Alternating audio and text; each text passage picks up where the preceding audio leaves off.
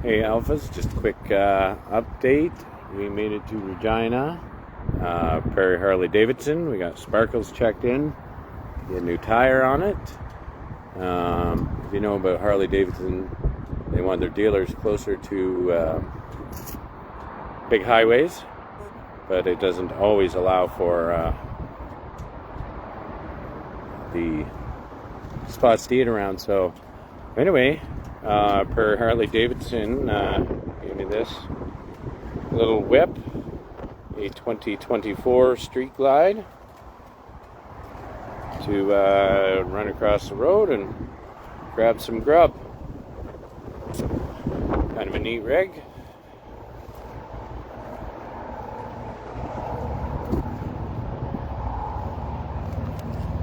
So big thanks to them for making you feel welcome here in Regina.